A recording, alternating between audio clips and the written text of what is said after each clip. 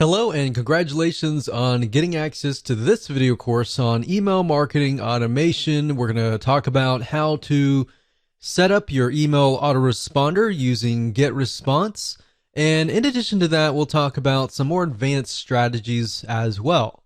So this is video number one, which is the introduction. And what I want to do is talk about mindset, because having the right mindset is crucial before you actually jump in and begin to build your list and use this system to essentially build a relationship with your prospects. And of course, in addition to that, with the intent of course, getting them to open your emails, getting them to click your emails, and then, of course, get them to buy or take whatever action that you are trying to get them to take. Now, as far as mindset goes, you want to think quality over quantity, meaning instead of trying to reach everybody, instead of trying to get 1,000 people onto your list, don't worry about the big list. Be concerned more about attracting the right person. So at the end of the day, you want to make sure that you build a list of people who have the problems, who want the solutions that you're providing. Now let's talk about what you need. Obviously, you're going to need to have a autoresponder account, and we're going to be using GetResponse. So if you want to go to getresponse.com and create an account, you can do that, and we'll be walking you through step by step. You need to have a product or service to sell or an affiliate product. So either it's going to be your own product or it's going to be somebody else's product.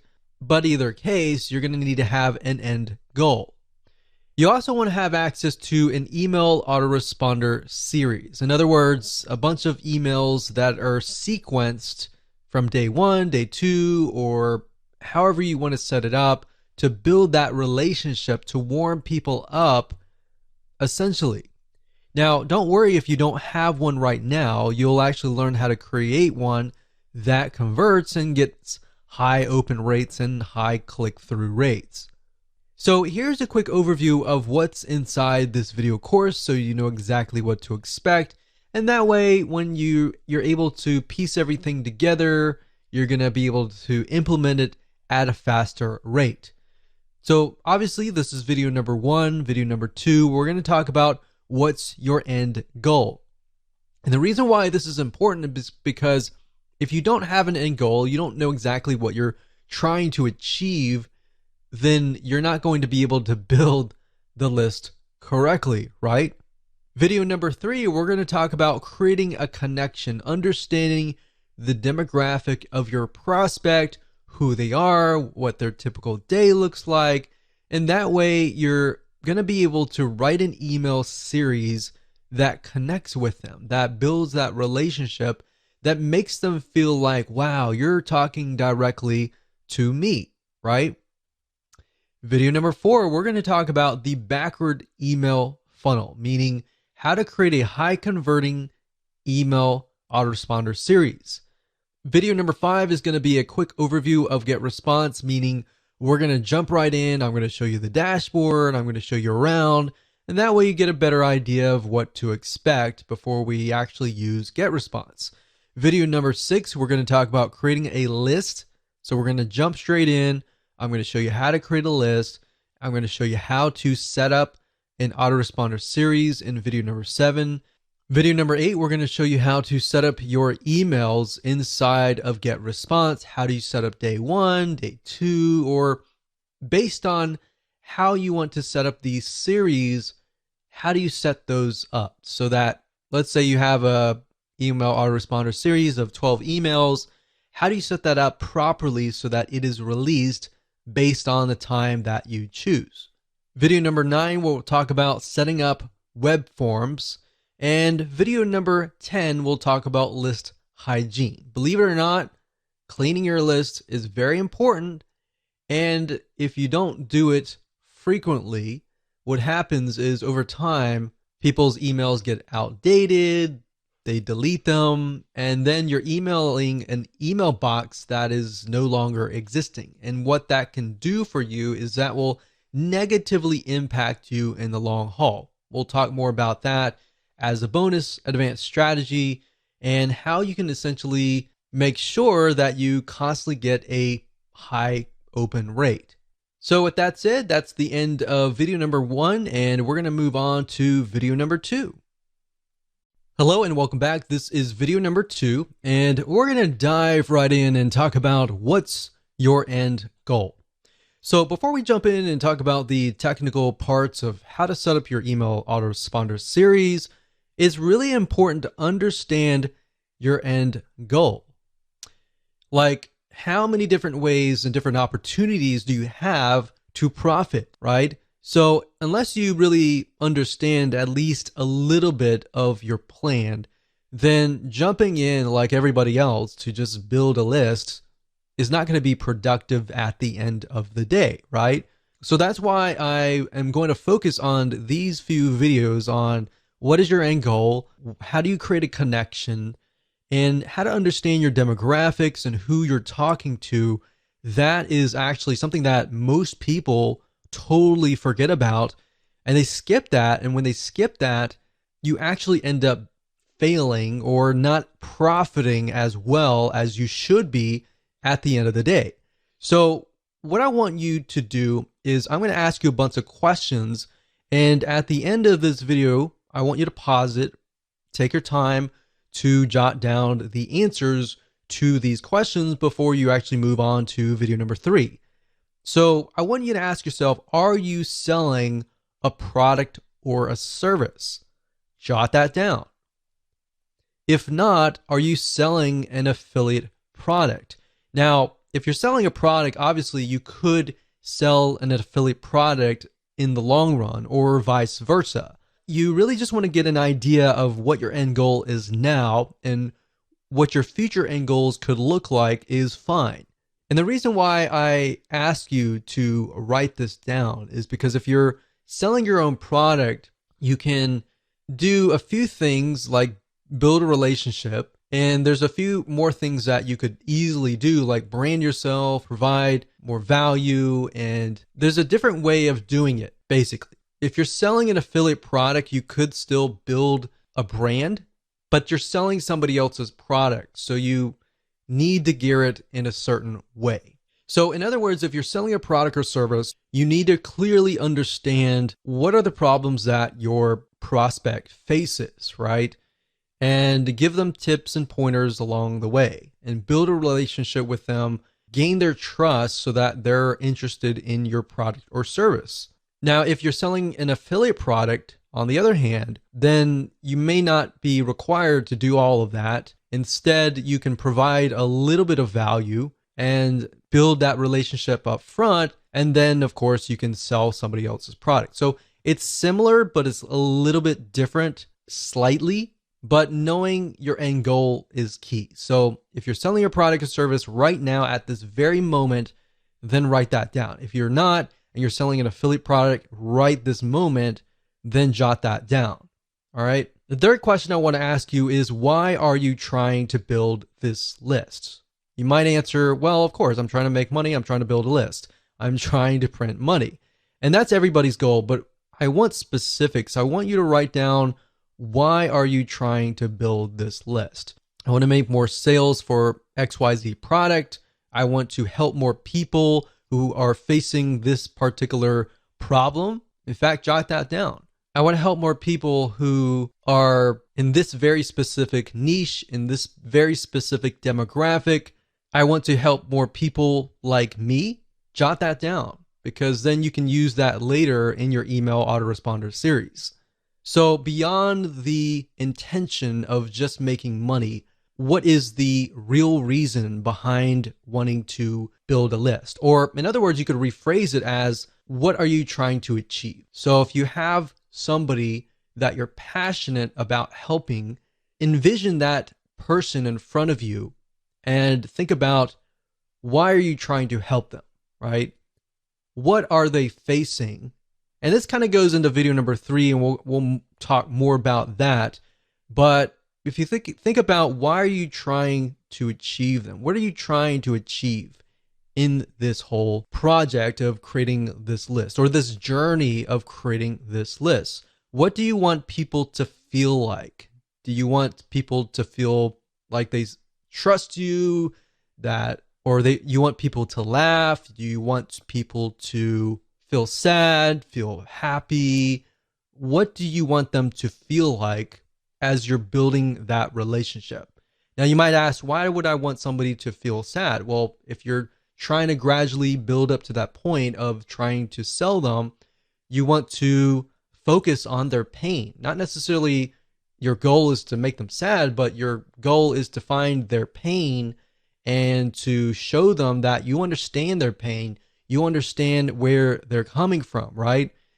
And from that point, how do you heal them? How do you help them?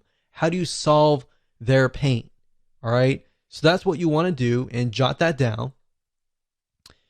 So what I'm trying to get at is there should be a very specific reason why you're building a list. Building a list just because you're told that it's a great way to print money is not the best reason. In fact, money should come last. Helping people should come first. If you can help 1,000 people, and those thousands of people are truly helped, or you provide them with a solution, even if they were to pay you $10, every single one of them, that would be about $10,000. Now, that doesn't mean that 1,000 people will sign up on your list and all 1,000 people are going to buy from you. My point is, what is that passion? What is that drive that comes first before the money? Because if you focus on that and you focus on helping people solve their problems, believe it or not, you're actually going to build a more successful business compared to the other guy who is just focused on building a big list for the sake of money. Hopefully that makes sense. So these are all very important questions, and you should pause this video right now and write down the answers to them before you move on to the next video, which is video number 3. Okay, so welcome back. This is video number 3, and we're going to dive straight in, and we're going to talk about creating a connection. So you kind of got a sneak peek preview of a little bit about trying to create a connection in the previous video. But before we write out your email autoresponder and of course jump into the technical setup, you really need to understand people's problems, what they face, and what the solutions are. So what I'm going to do in this particular video is to help you figure that out and help you solidify what that really looks like. Because the reality is that before you can even do that, you need to do a bit of research, kind of demographic research, or in other words, what does somebody look like? What does your prospect look like? And understand what somebody's typical day looks like. Now, you might be wondering, why would I ever want to know that kind of detail? That's actually very crucial, because if you understand what happens in their day-to-day, you will understand their frustrations, you will understand their happiness, you'll understand their problems, and you'll understand how to create a connection with them to go beyond just, okay, you're behind the scenes, you're behind the computer kind of thing. You'll create a connection, even though you're worlds apart or countries apart. You will create a connection that will click. And that's the end goal of this particular video. That should be the end goal of your list. So my question to you is, does your prospect within your niche lean heavily towards male or towards female? Or does it equally move towards both male and female? So in other words, in order for it to lean just towards female, is if, let's say, for example, that niche is 90% female, or even 95% female, or even 75%. But even 75%, you're kind of moving towards that 50% so that it's both male and female. But if it's heavily towards males or heavily towards females, 80% above or 90% or above, then you want to jot that down. The next question is, what is your product or service or affiliate program trying to solve? So let's pick a niche. For example, survival niche. That niche tends to lean more towards males. And if you think about it, why would they be interested in survival? Well, natural disasters like earthquakes, tornadoes, and all of that can happen. The best thing to do is be prepared. So a lot of times, whoever the breadwinner is, male or female, but this just happens to lean towards males more heavily, they think about what could happen in those situations. Is my family prepared? Or am I prepared enough to help my family in these dire situations? So if you have a product in that case, then you could essentially build a lead magnet or an email autoresponder series that touches on those pains, those fears, the ones that keep them up at night, knowing whether or not their family is going to be safe in these natural disasters. It doesn't matter if you're selling a product or service or an affiliate program. The whole goal of every single one of these items is to build a relationship first. Then you can sell your product, then you can sell your service, and then of course, then you can sell your affiliate program. So oftentimes you'll find that the best converting email autoresponder series, they tend to build a relationship first rather than selling first. A lot of times if you sell first, you'll actually scare people off or piss people off, and they'll simply go to your competitor. So if you think about these things and what essentially keeps them up at night, jot that down right now. In fact, pause this video and jot that down so that you have a better understanding of what you could potentially talk about in your email autoresponder series. And while yes, it does seem a little bit basic, and while you may have heard this over and over again, and you might be thinking, yeah, whatever, let's get on with it. Really, trust me, this is actually very, very important.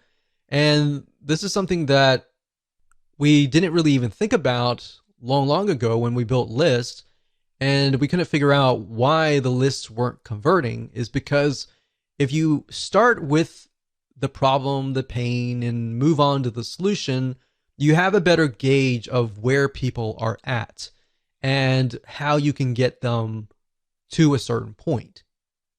But if you build a list to build a list without any sort of plan, without even understanding their problems and pains and all that, you don't really know where, in what stage they are at. Does that make sense? So believe it or not, this is extremely important. You need to jot these solutions down so that people feel connected to you, or else, of course, they'll leave. So with that said, let's move on to video number 4. Hello and welcome to video number 4. We're going to talk about the backward email funnel. Now it's time to start mapping out your email series. So past this video, we'll actually begin to do the technical setup. So obviously, if you do not have an email series yet, then make sure to watch this video step by step, watch it twice, because we're going to show you how to create a high converting email funnel. Even if you have an email series that is already written up, I highly recommend that you watch this video, because we're going to talk about some more advanced strategies that will help you create an email series that will get higher open rates and higher click-through rates. So if somebody gets your email, they're going to be interested and they're going to click through. So to speed things up, you're going to learn how to set up a backward email funnel based on what you wrote in video number 3. So if you didn't jot things down, then make sure you go back and do that. But of course, if you're a visual learner and you want to watch through everything first, that's fine too. Now, the point of the backward email funnel is to start at the very last email, which typically starts with "buy my stuff" emails. And it'll make more sense when I show a mind map and the process of how to create the funnel.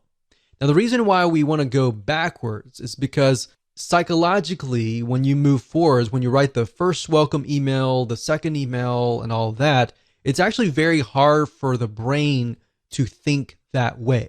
In fact, if you start at the very last end goal, which is "buy my stuff," you'll begin to think of the missing pieces and how you can fill out. Let's say you have email number 12. You'll figure out email 11, 10, 9, 8, 7, 6, 5, 4, 3, 2, 1. very, very easily. And it actually, psychologically, you'll be able to speed it up. You'll be able to create a higher converting email funnel. So to kind of give you a brief idea, the emails before that should build a relationship, should hone in on the pain, because you got to assume that the people that are coming to this list are people that do not know you. But of course, if they know you, then that's even better. So what you're trying to do is do the worst case scenario where people do not know you. Create an email autoresponder series based on that. If you do that, you'll actually get a higher conversion rate. Obviously, there's no guarantee, but statistically from our own test, that's what we found. So in other words, most of your prospects aren't going to know you. They just have an issue or a problem that they want solved. In fact, most of them don't really care about you. They just want a solution to their problems. Now, of course, over time, as you write to them, you give them solutions to their problems, not the complete solution, which is going to be the end goal, the product or service or affiliate product, but little snippets of gold, little snippets of tips here and there. Over time, they will build a relationship with you. To make more sense, what I'm going to do now is break things down via a mind mapping software. So let's go ahead and do that right now. Okay, so now we are at Lucidchart, which is a flowchart system. Now, you don't need to use them. You can use anything that you would like to use. You can even use a piece of paper. The point being is that a lot of people, they tend to start with the welcome email, or they immediately go into buy my stuff.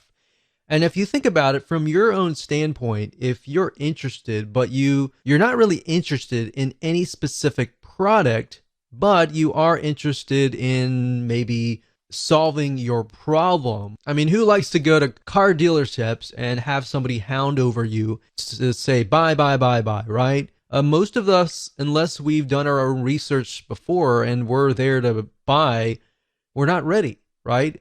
So that's why I say start at the very end. Start where you want to get people to buy your stuff and then move backwards.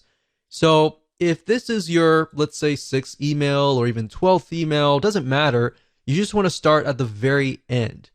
And then what we want to do is we want to move backwards. So we're going to move from here all the way back over here. So buy my stuff email back over here. Now you might be thinking, well, what exactly does that look like? So let's take, for example, the example that we talked about earlier about the survival product. So let's say, for example, that we are selling survival kits, maybe meal kits. So what is related to meal kits? So if you think about it, when you have an earthquake or you have a tornado and all the power grid has essentially been disabled and you don't have access to a microwave or anything like that, then how do you survive? So what kind of content could you essentially provide? So if we open up our little nifty notepad here, we could just start brainstorming survival meal kits. Maybe the top 10 ways to create your own survival meals. Now, maybe you want to talk about how to do it, and the whole process is very time consuming, right? So this might appeal to people who have a lot of time on their hands, but for the most part, most of your audience, they're not going to have a lot of time to actually do this. And that's why they're going to buy your survival meal kits, right? So maybe you can talk about top 10 ways to create your own top number 10s, and start with the number 10 and then go to 9, 8, 7, 6, 5, 4, 3, 2, 1 kind of thing. So maybe at the last one you mention that and you say, well, this process is very time consuming. So if you want to skip, if you don't have 40 hours a week or something to create these meal kits, and you don't want to create it, and so if you want to skip that process, And you can start listing why are your meal kits better than everybody else, right? So in that case, you could say, well, they're better because they're freeze dried and they will last longer. So if you were to create it like a DIY, if you were to create it yourself, then maybe it would last like 1 month. But if you come with us, then ours will last like 12 months. So if you're out in the wilderness and you got 12 months, then these foods will last you about 12 months. I would start hitting on pain points, fears, power grid out. So not having power for more than a week. And that's happened. We've seen that in a lot of natural disasters where there's no power and there's literally no food in the grocery stores.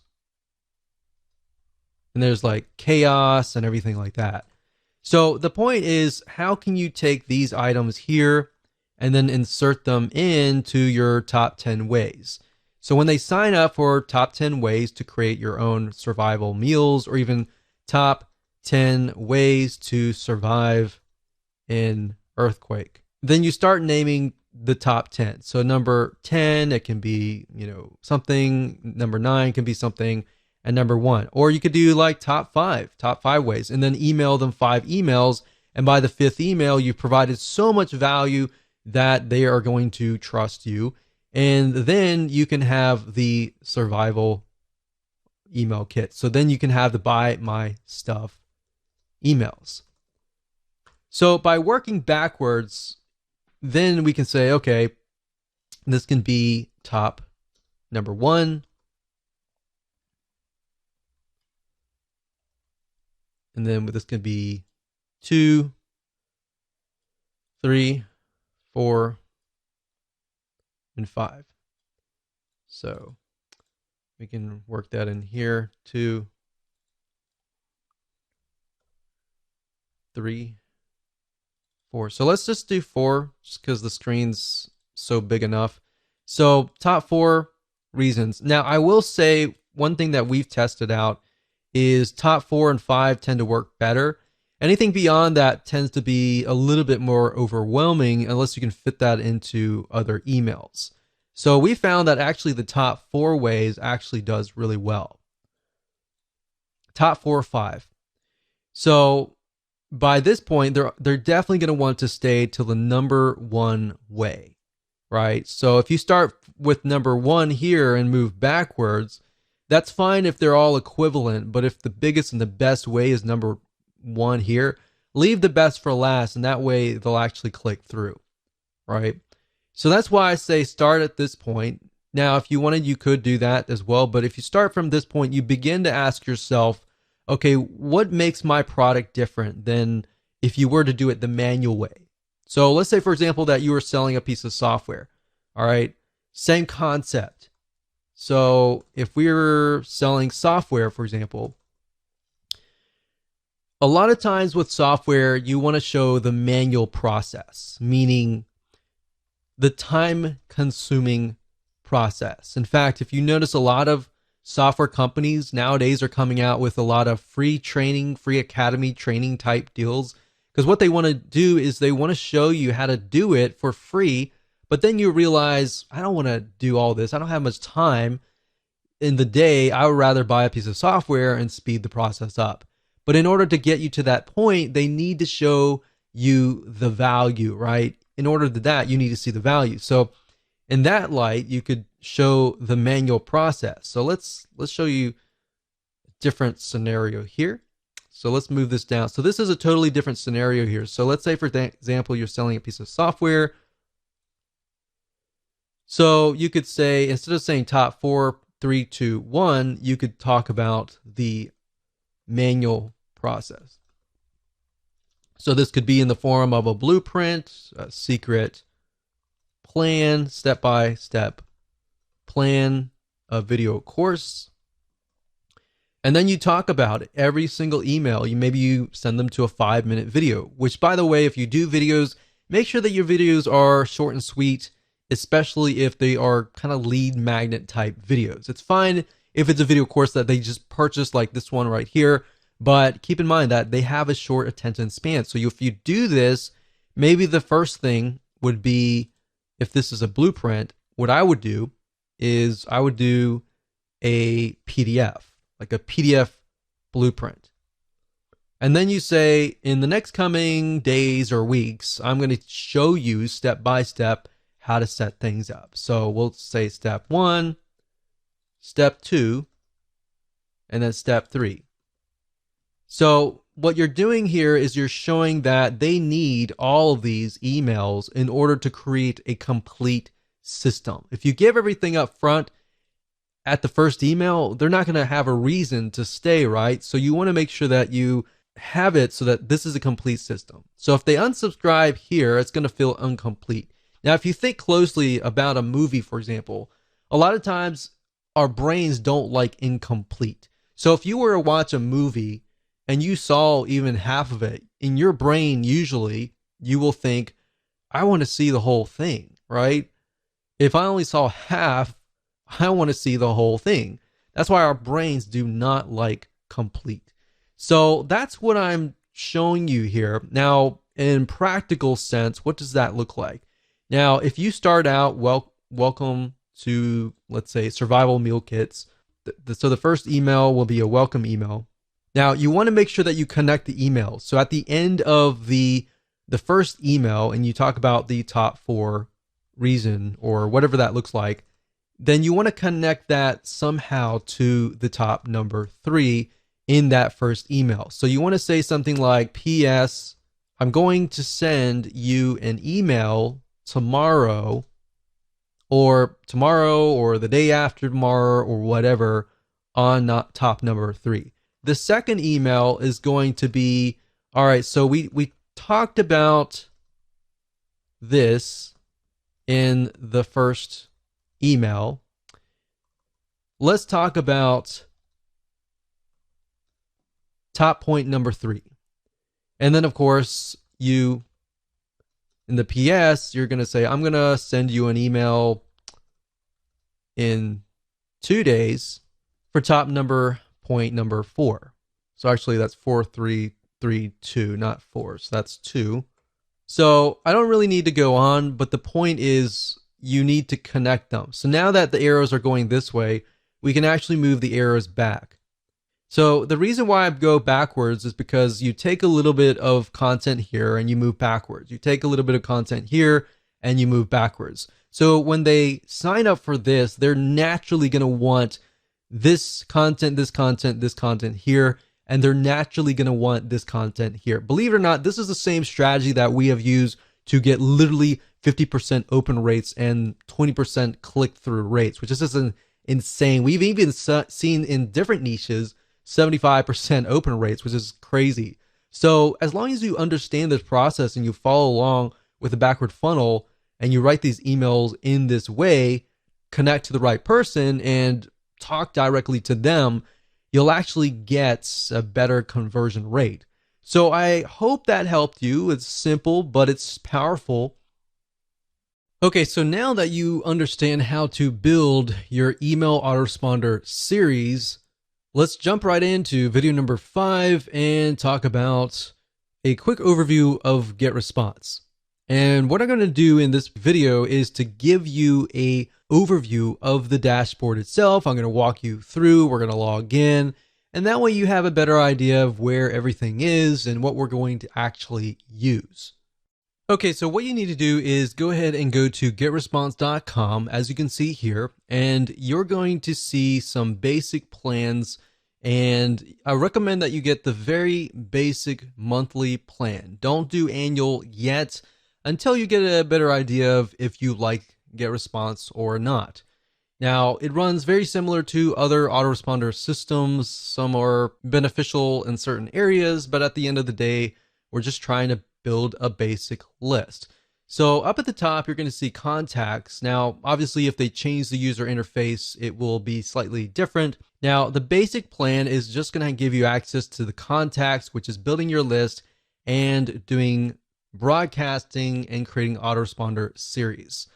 Now, what is broadcasting? Broadcasting means that if you have a list of, say, 100 people, you can email them all at once. The autoresponder series, however, on the other hand, will work based upon how and when somebody actually signs up. So if somebody signs up today, their autoresponder series sequence is going to start today. If somebody signs up 2 months later, their sequence is going to start 2 months later. Now, automation, you might have access to landing pages, basically allow you to create landing pages, opt-in pages to help you build your list.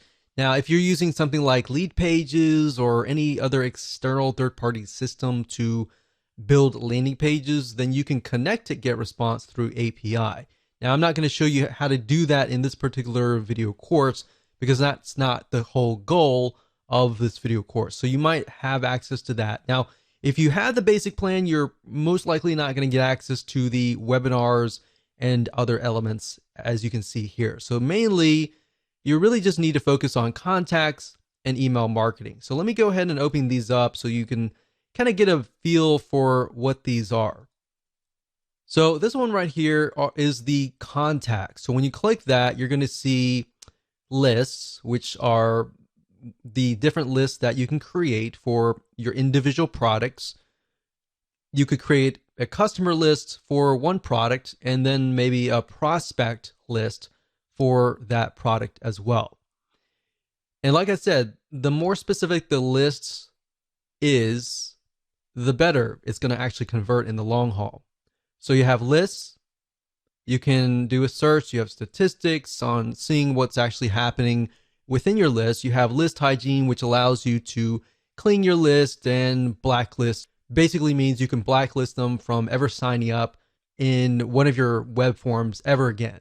And you have other items here, but we really don't need a lot of these. Really, you just need to focus on lists, which allows you to create a list. You can add contacts if you have, an external spreadsheet of email addresses. Then we go to email, and under email marketing, you have newsletters, and then you have autoresponders. Newsletters are like broadcasting. So if you email them one time and everybody gets the email at one time, and then autoresponders are, of course, what we're talking about in this course. Drafts are simply emails that you created, but you haven't really sent them out yet. So you can retrieve them at a later date if you want to. And of course, you have RSS to email. We hardly use that in statistics, which you definitely need to use. And of course, if you click on landing pages, you can go here and create landing pages. Now, the items that we're really going to focus on are mainly, like I said, creating a list, like here, and then creating an autoresponder series right here. So with that said, let's move on to the next video. Welcome to video number 6, and we're going to start getting technical, and I'm going to show you how to create a list within GetResponse. And a list is basically the first step. You can think of it like your campaign, and some autoresponder services will actually use campaign as the name of the list. So you'll see list, you'll see campaign, and it's pretty much all the same thing. Now, before we talk about different ways to build your list and different types of opt-ins like single opt-in or double opt-in confirmation lists, and which one is potentially better for you, when you create your lists, a lot of times a question might arise, which is, should you create a different list for every single product that you have? Should you create a different list for every different affiliate product that you're promoting? And the answer for that is this: yes. And the reason why is because when you're creating your list, you want to get as specific as possible. You don't want to have one list that covers 5 different products, because you're not going to know which product is which customer has purchased which product, right? And even if you can segment it further and deeper than that, like let's say somebody has purchased this product, but they also purchased like a one-time offer. Or this other list, you have somebody who purchased product A and did not buy any of the one-time offers. So that way you have a better view of who is actually on that list. And that way you understand exactly what stage they are coming from. Now, what I want to do now is talk about double opt-in versus single opt-in. And this is a very common question that is asked over and over again, and a very, very important question. Now, if you don't know what these are, pay close attention. We're going to talk more about what each of them are. And then, of course, we'll talk about the advantages and disadvantages. So, single opt-in means if somebody subscribes to your email list, they go to your landing page, they fill in their name and their email address, and that's it. When they click submit, they get automatically added to your list. Now, here is the problem with that. If they do that, there's no way to prevent them from entering a fake email address. So nowadays, most people are very reluctant on giving out their email address. So therefore, there's a lot of email services out there that give you a disposable email address that only lasts sometimes 10 minutes. Now, the problem with that is that when you get fake subscribers, it will actually hurt you in the long run, especially when you email fake emails. Because at the end, whenever you send out emails, Gmail, AOL, and big companies like that, they'll see that you're sending emails to fake emails, and then, of course, they will think that you're a spammer. So what we found is 3 out of 9 times, or even more, sometimes even a half, most people will enter a fake email. So the bad news is if you build a list of single opt-in subscribers, your email service will assume that you're a spammer, and then out of nowhere, your account will get shut down months later. Or worse, you can continue emailing them, but all these different email service providers, or what we call ESPs, like Gmail, AOL, and more, they will start listing you and blacklisting you as a spammer. So every time you email out, you don't know how many of those emails are actually getting to your subscribers' email box. So even the people that want to hear from you, the emails might be going to their spam folder. So this isn't something that a lot of people are told and when they begin, and they normally find out later. So if you don't even know about this, then this is actually very common. Most people don't really realize that this is actually happening. Now, one way a single opt-in can work is if you are getting customers to subscribe to your list because they already trust you. So the only time that I would use single opt-in, in other words, is for people that actually trust you and that have spent money to trust you. Here's what double opt-in is. Double opt-in is when somebody signs up, and let's use the example before where they fill in their name and email address on your landing page and they click submit. Now, at this point, they're not going to be added to your list. They're going to be added to a sort of pending list. Now, what they have to do in this case is they have to prove that they are the owner of the email. So what happens is they get sent an email asking them to click a confirmation link. And when they click that, and once that is done, then of course they're added to your email list. Now, if they fill in the name and email address and it's all fake, then of course think about that. That email will never reach them. And that protects you by allowing you to build a quality list. So instead of building a big list of 1,000 people, you might be building a list of 100 or 200 people, but these people are basically saying, I want to hear from you. Now, there have been studies, there have been tests. Some say that double opt-in works better. Some say that single opt-in works better. So really, at the end of the day, you're not going to know until you actually test it out. Now, given that double opt-in, if you send about 1,000 people and you get, let's say, for example, a 50% conversion rate, then 500 people may opt in. And if it's a single opt-in, then of course 500 people would be added to your list. But if you do double opt-in, 500 people may opt in, and maybe 100 of those are fake, and maybe you'll only get 300 people to actually confirm their email.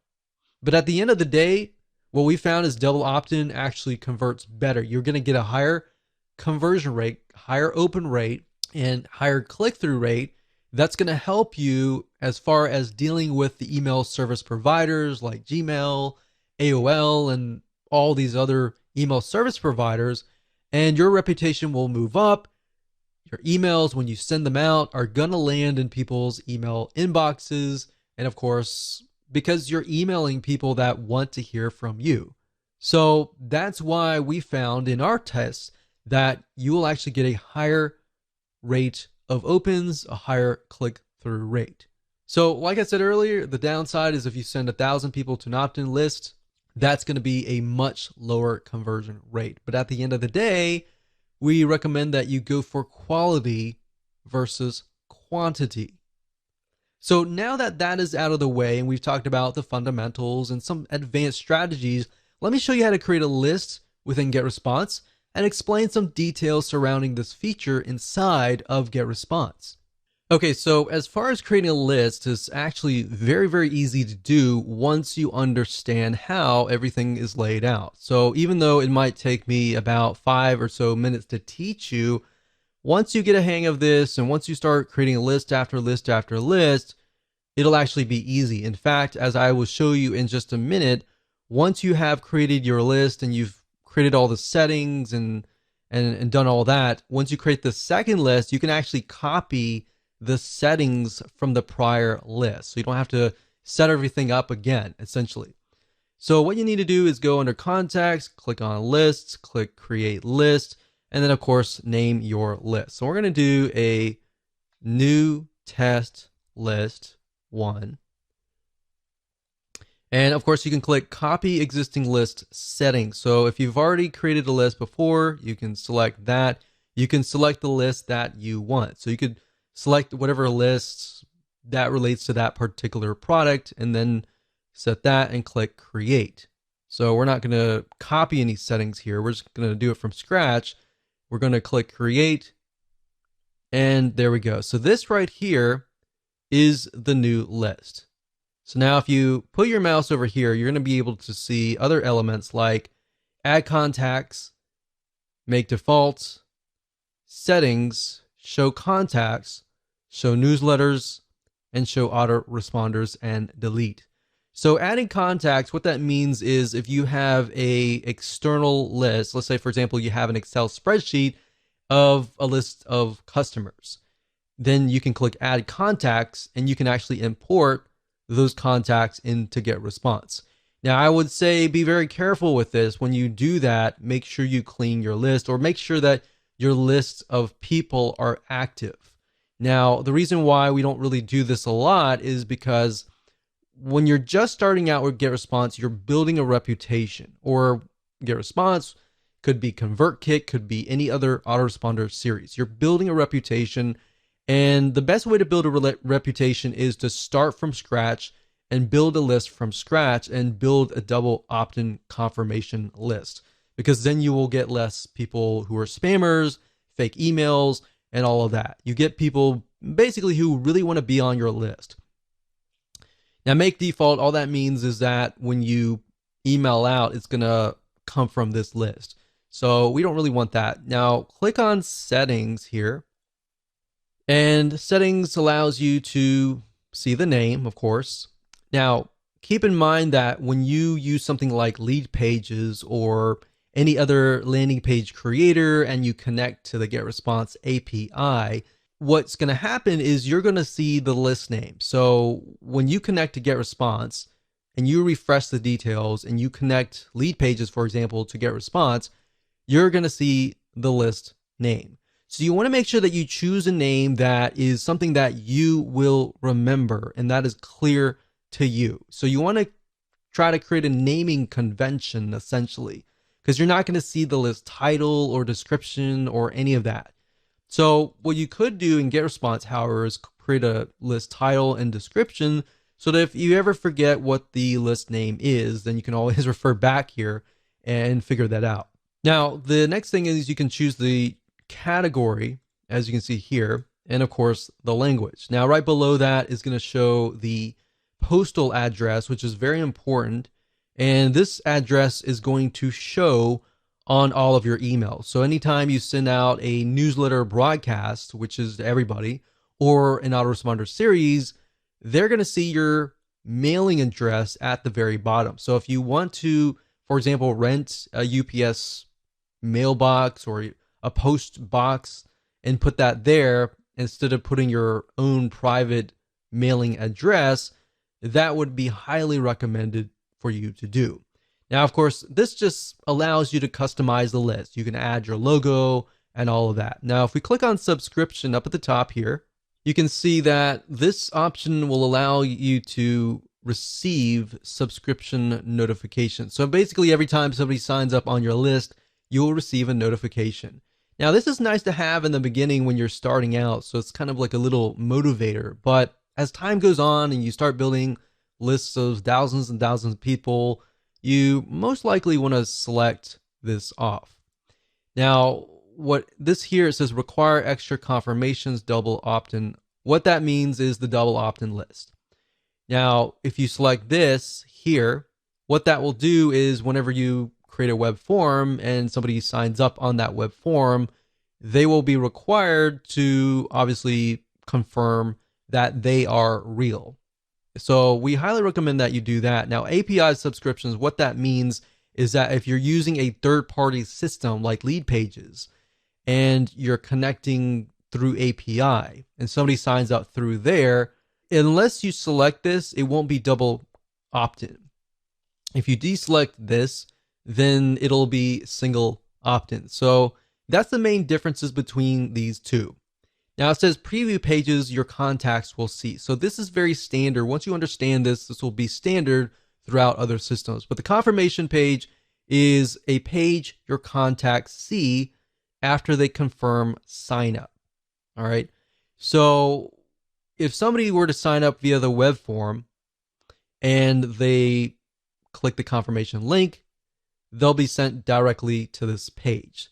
And then, of course, the unsubscribe page is the page whenever they click the unsubscribe link. So unsubscribe success page basically means the page your contacts see after they unsubscribe. And of course, newsletter directory, your newsletter archive page. We don't really use that unless you want to show people all of your archives. And of course, you can tell the system where you want to host your confirmation page, either getresponse.com or a custom URL. So if you don't want to use getresponse.com's standard page and you want to use your own page on your own domain, you can select this and send them directly over to there. And of course, you got the confirmation message, and you can say, I want this message to be in HTML format or plain text. Now, if you're asking which one is better, it really depends. You're going to definitely want to use HTML. Plain text is just plain text. There's no graphics, there's no nothing. It's just plain. So at the end of the day, it really depends on your list. And of course, you can change the confirmation message, which is the message that they'll receive saying, okay, we received a notification that you signed up on this list. Are you serious about this? Or was that actually you? So you can change the subject line to something that's related to what they signed up for.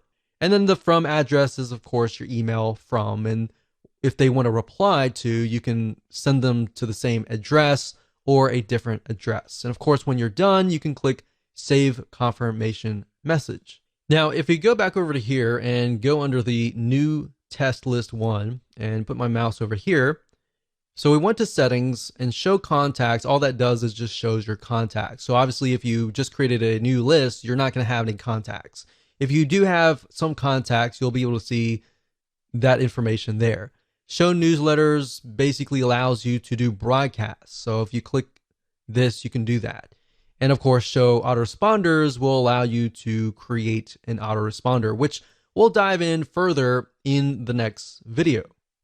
Hello and welcome back. This is video number 7, and we're going to dive right in and talk about setting up your autoresponder series. So once you create a list, you need to set up an autoresponder within GetResponse. Now, understanding how an autoresponder works is actually more important than understanding the technical parts. The technical is actually very easy. Understanding how an autoresponder works is crucial, because then it doesn't matter if you're using GetResponse or any other service, this can actually cross different platforms. as long as you understand the concepts. Now, an autoresponder allows you to choose when you email your subscribers, the time zone, all of that. Now, a very common question that we have seen is, when should you email your subscribers? Or even how many times should you email your list?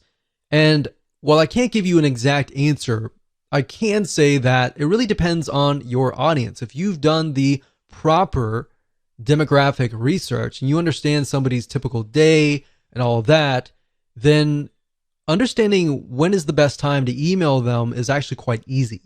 Now, the beauty of GetResponse is that you can set it up to email them following the same time that they signed up, meaning you can catch them at the best time that they signed up. So let's say, for example, that one of your subscribers signed up on Wednesday at 3 p.m. What GetResponse will do is it'll actually detect that, and you could set that within your email autoresponder system and say, okay, email them every day at 3 p.m. or every week on Wednesday, 3 p.m. Now, you don't have to do that. You can actually set it up differently. You can set it up so that they receive an email every day, every other day, or once a day, and then you skip 2 days, and then you go 3 days. Or you could even set it up so that you only email them during Monday through Friday, and you skip Sunday and Saturday. Now, the only time that you would want to do that is, let's say, for example, that you're a local business or you know that your audience is not going to be available during Saturday and Sunday. So that's why it's crucial to understand when your prospect is actually near the email, they're near their desktop, they're awake, they're not working, and all of that. And like I said, you can email them based on time zone, which is great if you are reaching people globally. That said, what we have found though across the board in different niches is that we found that 10 a.m. or even 10:30 a.m. is to be the best time to email. What we found is weekends are also awful, and they're very awfully low in open rates, but they tend to be higher in quality click rates, meaning out of 1,000 people, you may normally get 400 people to open your emails during the week, but maybe during the weekend, you might only get 300. But out of those 300 people opening that email, they might click through at a higher rate. We can't give you a definite answer with that as well, because different niches are different. Another thing we found is that Mondays tend to be low. And that typically is because people are coming off the weekend, they're tired, and they a lot of times don't really want to check their email. They have to check their email, but they may not really want to check their email, or they're catching up on things and they're really, really busy. But we found that often Tuesdays or Thursdays tend to have higher open rates. Now, if you want, you can go to Google and type in the best time to email your audience in a specific niche, and you might actually get that data. Because a lot of the email autoresponder services out there will actually collect this data and provide that to you. Like I said, at the end of the day, you don't really know. Unless you really know your audience and you know what their typical day looks like. You know, out of 1,000 people, the majority of people, they wake up, they go to work, they come back. Maybe during lunchtime, they are actually near the computer at 12 p.m. or even 11:30 p.m. You know that. And you know that they come back home. The best time to reach them maybe 7:30 or 8 p.m. during their time. So that's why understanding their typical day and what that looks like is so crucial. So now that I've covered some basics here, let's jump right in, go to GetResponse, and I'm going to show you how to set up an autoresponder series using the GetResponse system. So there are two different ways to create an autoresponder series. You can either go under email marketing and straight to autoresponders, or you can go the roundabout way if you're at the contact list section and go under contact list, go where we showed you earlier and select show autoresponders. But if you select that, you're essentially going to be sent over here. So it's just easier to go here. But I wanted to show you that just in case and you have a better idea on how to navigate GetResponse. So now that we're here, we can click Create New, and we're going to create a new autoresponder. So this was the new tests list 1. And we could call this like survival meal. So this is obviously for you and you alone. Now on the list, we have to connect the autoresponder to the list. So we have to select this and then find the list, which is the new list 1. So we're going to click this.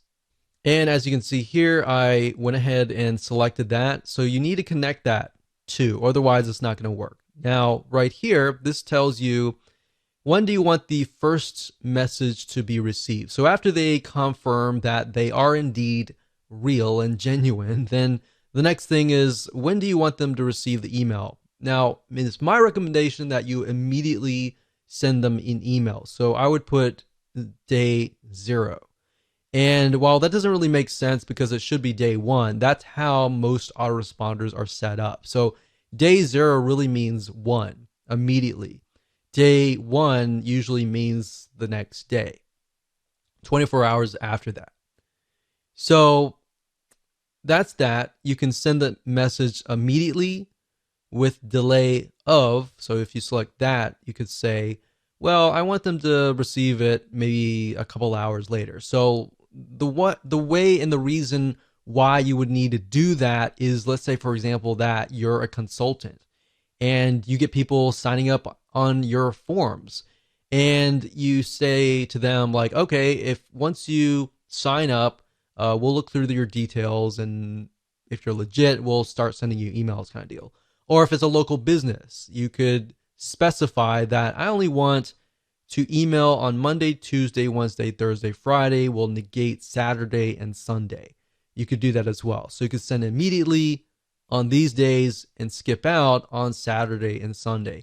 Now, if you're selling info products or software or anything that relies on emailing 24/7 and you don't really want to remove a certain day, you want to make sure that all the checkboxes are chosen. So now what we need to do is we can create the first email. So I'm actually going to dive further into this into the next video, but all you have to do is click create new email, and I'll create the first email here, and then we'll show you how to create the other emails in the future videos. But the message name is the name that will appear in the list of your messages. It's not going to be seen from your subscriber's point of view, but it's just there so that you know what that email is. So if we say survival kits email 1, and that's just for us, the subject, of course, will be different. That's something that your subscribers will see. So you definitely don't want to put the message name. So we could say something like welcome to survival. And then when you're done, you click on next. Now, I don't want to cover too much because we're going to actually show you that in the next video. Hello and welcome to video number 8. And in this video, we're going to talk about setting up your emails. So now that you understand how autoresponder systems work and how to set them up, it's time to set up your emails so that we can fill in the autoresponder series and then connect them to your email list. And we'll make sure that you understand everything from start to finish. So let's jump right in. Okay, so I'm starting off where I left off in the previous video. Of course, message name, like I said earlier, is the name for you and you alone. Your subscribers are not going to see this. And of course, subject line is going to be the title or whatever shows up in the person's email box before they click. So you definitely want to make sure that they know that this is coming from you. So if they signed up for, let's say, survival meal kits, then you need to do that. Or if they signed up for the top 5 ways to make meal kits, so you could say, here's your top 5 survival. So you want to make it short and sweet, but to the point.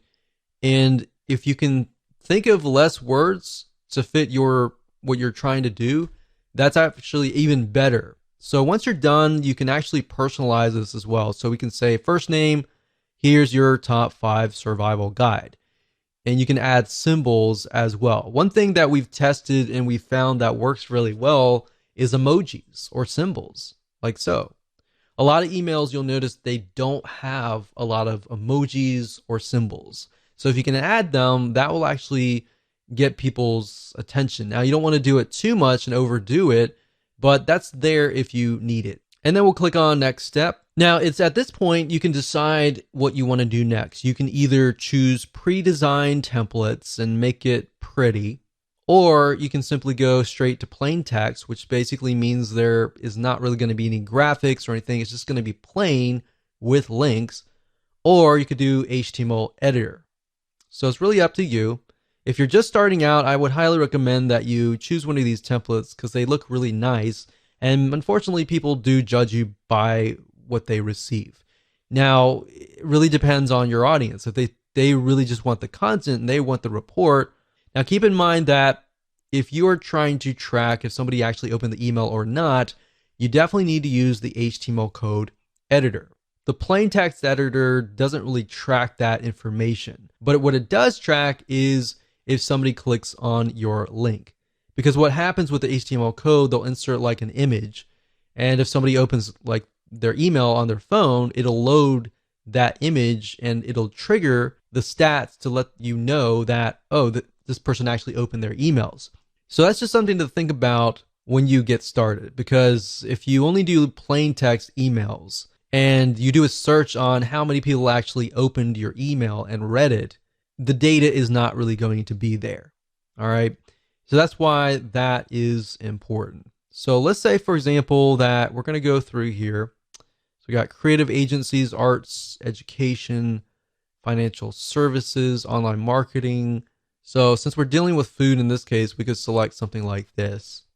Now, one thing that I have noticed with a lot of email service providers is that if you insert way too many images, that can actually impact you negatively. Because if you think about a lot of spam email, they tend to contain a lot of images and very few words. So you definitely want to keep a balance of words and images. And you also want to think about, is this going to look right in somebody's email inbox if they're using a mobile device or if they're using a Mac? And there's many different types of resolutions: PC, Macs, mobile devices, tablets, and all of that.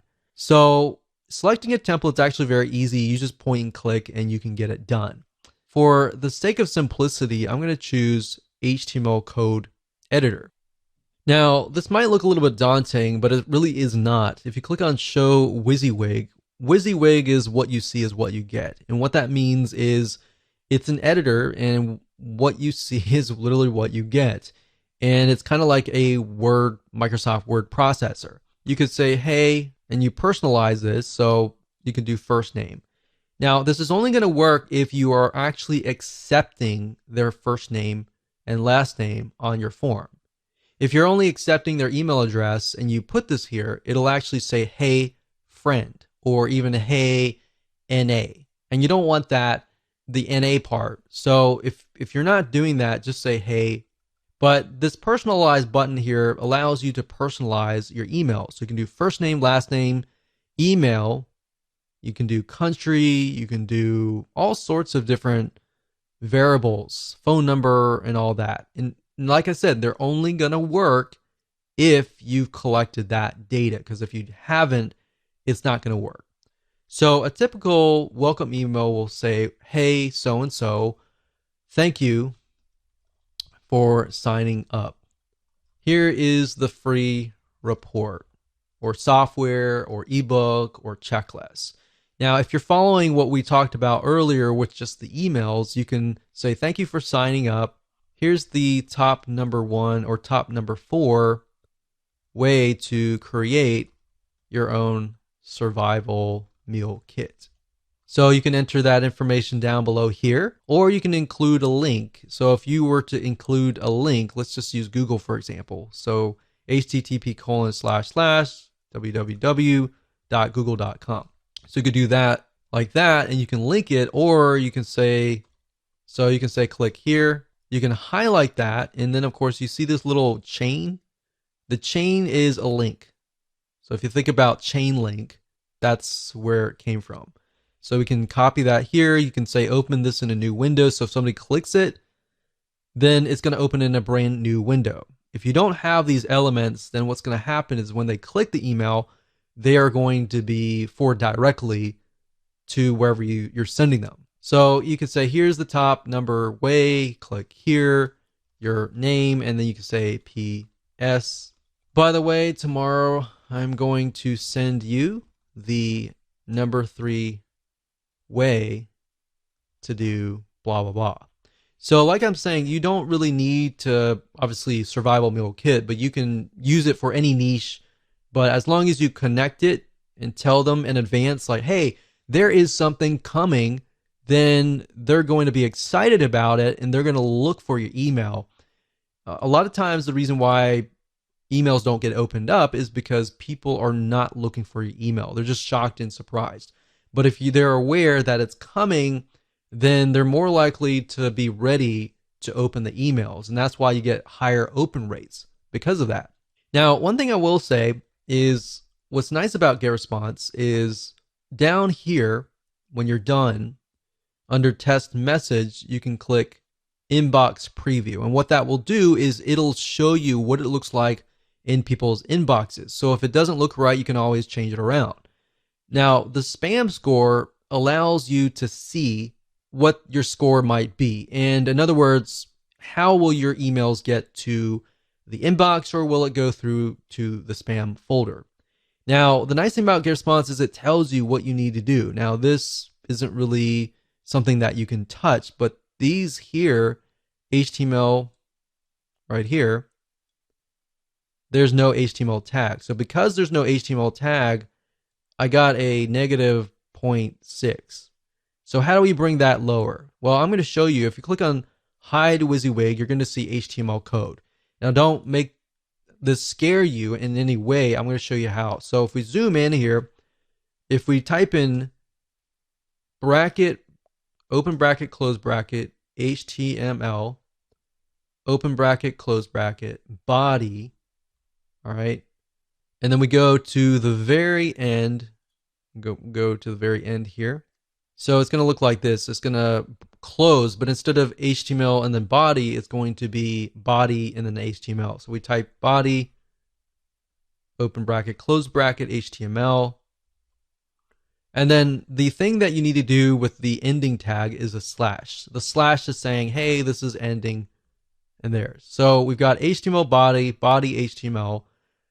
You don't need to know what HTML is. You just need to follow that. Add those tags to the before and after, and there you go. So as long as it's not like 4 out of 5 or 5 out of 5, you're good. And that's how to do it. So click next step, and then we look at the autoresponder. Everything looks good, and we can click save and publish. And one thing you could do is up at the top here, when you click this here, you can select the list, which is new test list. And it's going to show you all the email autoresponders in here. So these are all the emails. So if you have a second email, we can add a new one and we can tell it when to send it. So as you can see here, this email is being sent and status is on. Send immediately any day of the week. So if we click on create new and we, let's say, for example, create a new email, and then we can name it. So we'll do survival email 2. And on day 1. So now if you want to do it every day, you can. So you create a new email and then a new email, and it's 0, 1, 2, 3, 4, 5, right? And then 6. But if you want it on, let's say, every other day, so we emailed out on the 0 day, we're going to skip the day 1, and day 2 is when we're going to email out. So it's going to be every other day. And the reason why you wouldn't want to do that is because you want to give people the ability to absorb the information. But if it's really short, straight to the point pieces of content, I wouldn't do every other day. I would just go ahead and start emailing them every single day. So I would do that, do the same process, create a new email, subject line, message name, do the same thing I showed you, and then you'll click save and publish and you're good to go. Hello and welcome to video number 10, and just want to say congratulations, you have reached the end of this video course. This is a bonus advanced strategy that I'm going to teach you that a lot of times you are not taught, and most people don't even realize that this is happening. So kind of going back to what we talked about in single opt-in versus double opt-in. If you create a double opt-in list, you still need to do a little bit of cleaning, but not as much is compared to that of a single opt-in list where you could be getting a bunch of fake emails. So in other words, cleaning your lists consistently and maintaining that every single month. Because like I said, email ISPs like Gmail, AOL, Yahoo, they do care if you have people on your list that are actually active or not. If they're not, that can be an issue. So if you have a list of 1,000 people, and out of that list of 1,000 people, you have 100 people on there that are fake, that will actually hurt your email deliverability. So even if you have 900 people on there that are not fake, because the ESP or email service provider sees you as a spammer, they may not allow those 900 emails to even get to your legitimate subscribers, if that makes sense. So how do you go about doing that by using GetResponse? So what I'm going to do now is let's hop on over to getresponse.com, and I'm going to show you step by step how to clean your list. Okay, so there are two different ways to do list hygiene. And one of the ways is by simply going to getresponse.com, logging into your account, going under contacts, and then of course you will see list hygiene. If you go here, you'll see delete contacts or blacklist. If you click on blacklist, this will allow you to enter email addresses of people that you want to blacklist across your whole account. So to do that, what you can do is go to blacklist, click global blacklist for my account. And what that will do is it'll remove them totally from all of your lists, meaning anytime somebody tries to sign up again, they won't be able to sign up. Now, obviously, they could get around that by entering a fake email if you had single opt-in turned on, or they could use a fake email address even if you're using double opt-in as well. So this only protects you to a certain degree, and this works actually really well in a lot of non-technical niches, especially. But if you are in a more technical niche like marketing or business or computers or programming, then this here can help you to a degree, but only to a certain degree. And of course, blacklist for specific lists, which allows you to blacklist people for specific lists. But at the end of the day, we recommend doing the global blacklist compared to the specific lists. Now, another way of doing list hygiene and finding people that are maybe not active is by going to click search. Now, another way to do list hygiene is go to search and click on advanced search. And what we're trying to do here is find people that maybe who have never opened an email before or have never clicked a link before. Now, one thing to note here is that unless your emails are HTML emails or template-based emails, you're not going to be able to track whether or not they opened the email. So keep that in mind. Another thing is sometimes some devices won't actually load. If for example, Gmail, if you send an email to a Gmail account, a lot of times if you'll notice it says that the user has to click a link to allow Gmail to load an image. And if they don't click that and they open the email, then that's also hard to detect. So that just keep in mind that unless you have HTML email set up, that's one hard indication to go by. Now, one good indication to go by is if they actually click the link. So regardless of it's a plain text email or an HTML email, as long as they click the link, you can detect that. So what I would go by is people who do not click links. All right. What you can do here is you can do all selected lists, any autoresponder setting.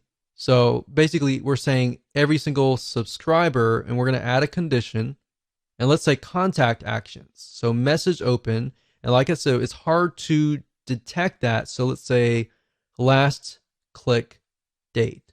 So if last click date is before a certain date, and we click apply, and we notice that we have about 100 people who have not clicked any links within the last, let's say, 6 months, then you probably want to delete them, because that means they're most likely inactive, and you're paying for inactive people. I know psychologically you might be thinking, well, I want to keep that list. What if that list were to come back? You put them into a segment, you email that list, and you say, hey, I noticed that you haven't clicked any links. I wonder why and how I can improve my content to fit your needs. Something like that may allow you to reactivate people who just aren't opening their emails. And you got to keep in mind, some people are just busy. So you can do that, but you can do the opposite. And let's say you send that out, nothing happens, and you might get a few people clicking. But then, of course, you have the far and few people that just don't click. They sign up, they forget about it, and they go to the move on to the next thing. So for those people, you can say contact actions last click date is before, let's say, 6 months out. So we click apply. And then now what we do is we see there's a certain amount of contacts down here that we'll be able to see how many people are not clicking the links. So now what we can do is we can save this. We can click this here, this email address, and we can save it as a segment, and then we can email that segment. There are many different ways of doing this, but you really need to get creative and just think about, okay, what signifies somebody who is not active? And if they're not active, I shouldn't be paying for them on my list. And number two, believe it or not, they will actually harm your list. So if you have a list of 1,000 people and only 10% are actually clicking through, or worse, only 1% are clicking through, then because it's a bigger list, you have a smaller amount of percentage. And as you're emailing out, the email service provider will analyze how many people are actually clicking your links. Now, let's say you have 900 people out of that list that are just inactive. So you delete all those 900 people, and then you are left with 100 people. But let's say those 50 out of the 100 people were clicking anyways. Now you've narrowed it down from a very small percentage down to 50% open rate and 50% click-through rate. So maybe a higher open rate, a larger 50% click-through rate. And that is why you need to clean your list.